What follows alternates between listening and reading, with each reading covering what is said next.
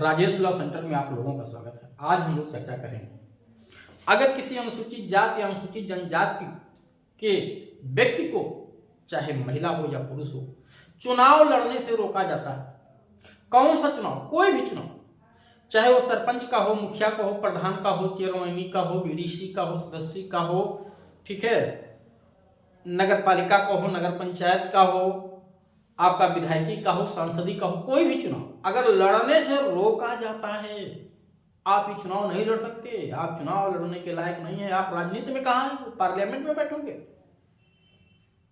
जो है राज्य विधानमंडल में बैठोगे, संसद भवन में बैठोगे, आप जो है पंच बनोगे, सरपंच बनोगे, गांव के प्रधान, मुखिया बनोगे, आप इस लायक नहीं हो, आपका ये जगह नहीं है।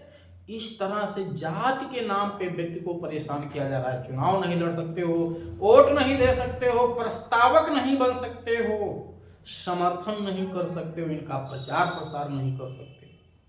अगर इस तरह का विरोध किया जाता है, ध्यान दीजिएगा, इस तरह का विरोध किया जाता है तो ऐसे स्थिति में अगर उनको केवल रोका जा रहा है तो रोकने पे भी ये अपराध है। ध्यान दीजिएगा, आप चुनाव लड़ने से रोक नहीं सकते किसी व्यक्ति को, हर एक व्यक्ति का अधिकार है। हम व्यवहार से, मनोबल से कोई मान जाए बात अलग है, लेकिन जबरदस्ती आप नहीं धमका सकते किसी को। अगर धमकाएंगे तो SC ST में अपराध है, साथ ही साथ BNS और IPC की धाराओं में भी अपराध होता है।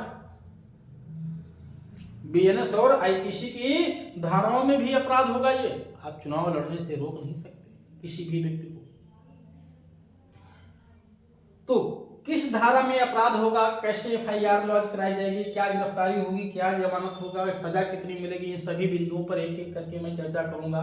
साथ ही साथ आपको बता दूं कि किसी भी विषय पे कोई भी आपको लीगल इंफॉर्मेशन लेना है, नहीं कोई भी विधिक परामर्श लेना है, चाहे वो SC ST से जुड़ा हुआ कोई भी प्रोविजन हो, इस वर्ग को किसी भी तरह से परेशान किया जा रहा हो, या किसी व्यक्ति पे कोई फर्जी मुकदमा इस तरह से दर्ज करा दिया गया हो, कोई भी उत्तराधिकार का मामला, कोई भी आपराधिक मामला हो, या कोई आपका सिविल या दीवानी मामला है, तो ऐसी स्थिति में आप इस दिए गए नंबर पर जो है संपर्क करके अपनी सुविधा अनुसार जानकारी ले सकते हैं। हाँ, उसकी जो रीजनेबल फीस है वो आपको जमा करना पड़ेगा।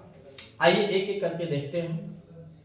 चुनाव लड़ने पे रोक आप देखेंगे तो IPC में भी पुराना एक अध्याय 9 का हुआ करता था, पुराने चैप्टर में एक अध्याय 9 का हुआ करता था जिसमें ये अपराध बनाया गया था। तो IPC में भी ये अपराध होगा, चुनाव लड़ने से रोकने पे, आश्रय असर डालने पे, उसको आश्रय असर कहा गया है। यहाँ पे SC ST एक्ट में अगर चुनाव लड़ने से किसी भी व्यक्ति को रोका जाता है जबरिया, तो धारा 3(1) का अपराध बनता है SC ST एक्ट का, ध्यान दीजिएगा।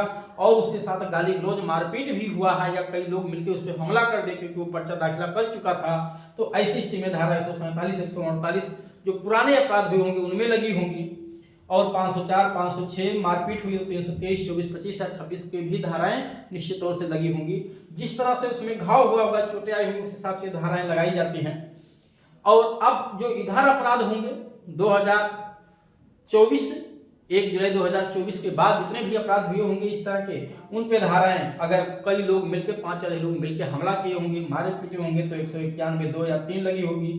साथ ही साथ गाली गलौज, धमकी दी होंगी 351, 352, मारपीट हुई तो 115, 117, 18 इन धाराओं में FIR लॉन्च हुई होगी, या ऐसा करने पे इन धाराओं में FIR लॉन्च होगी। तो एक बात निश्चित तौर से ध्यान दीजिए कि अगर किसी भी SC ST वर्ग को चुनाव लड़ने से रोका जाता है तो ये एक अपराध है। और ऐसी स्थिति में केवल मात्र रोकने पे भी SC ST एक्ट के तहत मुकदमा दर्ज हो जाएगी, उसमें BNS के तहत भी मुकदमा दर्ज हो जाएगी। ऐसे व्यक्ति को गिरफ्तार किया जा सकता है, उसे जेल में डाला जा सकता है, और दोषी पाए जाने पे उसे निश्चित तौर से जो भी सजा है वो दी जाएगी। कम से कम 6 महीने का तो सजा मिलना ही मिलना है, ये ध्यान रखिएगा। तो अगर किसी भी व्यक्ति को इस तरह से परेशान किया जा रहा है, चुनाव लड़ने से उसे रोका जा रहा है, ठीक है, अक्सर ये जहां लोग अपने को दबंग समझते हैं, ठीक है, एक तरह से जाहिल है, उनको जाहिले कहेंगे जो किसी व्यक्ति को चुनाव लड़ने से रोक रहा हो इस नाते कि तुम चुनाव नहीं लड़ सकते हो, तुमको चुनाव लड़ने का अधिकार नहीं है, ठीक है, तो जाहिल है व्यक्ति, दिमाग से जाहिल है। ऐसे व्यक्ति को निश्चित तौर से उस पर कानूनी कार्रवाई करके और उसे सजा दिलानी चाहिए। कोई प्यार मोहब्बत में कह रहा भैया आप बैठ जाइए, हम इस बार लड़ेंगे, अगली बार आप लड़ लीजिएगा, समर्थन करेंगे, वो एक की बात है। वहां किसी व्यक्ति को कोई आघात नहीं होगा, कोई मानसिक कष्ट नहीं होगा। लेकिन जहां जाति के नाम पे प्रताड़ित किया जा रहा है, आप चुनाव नहीं लड़ सकते, वहां उस व्यक्ति को कितना कष्ट होगा। किस जात में कोई व्यक्ति पैदा हो जाए किसी के बस में है? जात कोई खराब नहीं है, कर्म खराब होता है, कर्म खराब होता है, जात नहीं खराब। ठीक है, कर्म करना हमारे बस में है, किस जात में हम पैदा हो जाए हमारे बस में नहीं। तो चलिए, उम्मीद है कि ये प्रोविजन आप लोगों को समझ में आया होगा। और अगर कोई भी जानकारी आपको लेना है तो मैं ऑलरेडी नंबर यहाँ दे रखा हूँ, आप इस नंबर पर संपर्क करिए, उसकी जो उचित फीस है वो आप जमा करिए और अपनी जानकारी